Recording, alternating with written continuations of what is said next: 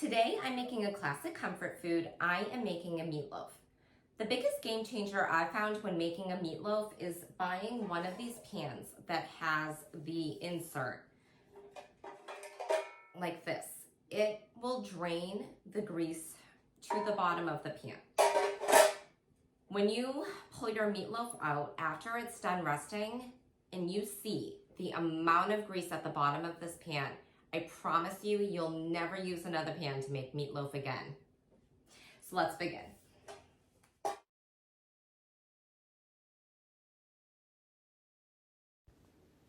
For this recipe, I'm using 85% lean ground beef and then a package of 93% lean ground beef. I'm using a total of about 2.5 to 3 pounds. That is what fits into my meatloaf pan. I'm now adding in 1 tablespoon of Worcestershire sauce and pouring it right over the meat. I'm going to add in some fresh ground pepper. And now I'm going to grate 1 clove of garlic right into the meat.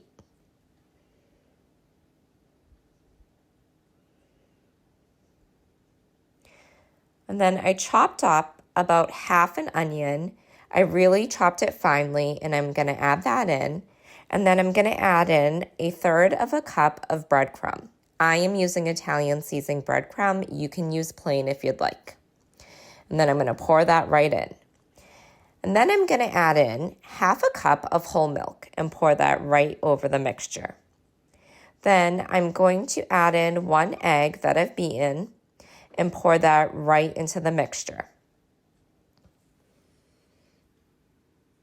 And then it's time to get your hands dirty. I threw on some gloves and I really just started mixing everything together. You want everything incorporated and mixed very well. And once you feel that it's all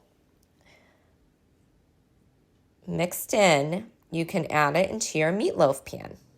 Now, I did grease mine, and I also preheated my oven to 350 degrees. So I'm going to throw that right in and just push it down so it fits evenly. Now it's time to make the topping. I'm going to add in 3 tablespoons of brown sugar.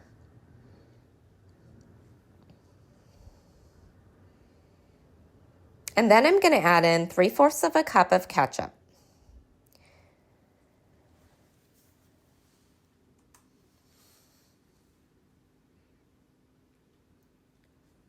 You really want to stir that in good and make sure all the sugar at the bottom gets mixed in.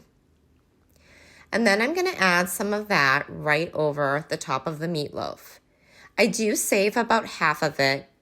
And when it's almost done cooking, I like to add some more to the top of it.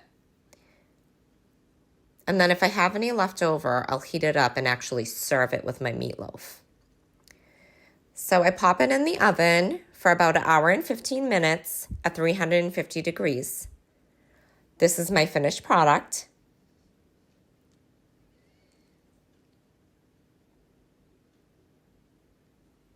And then after I transferred my meatloaf, this is what all the grease looked like at the bottom of the pan.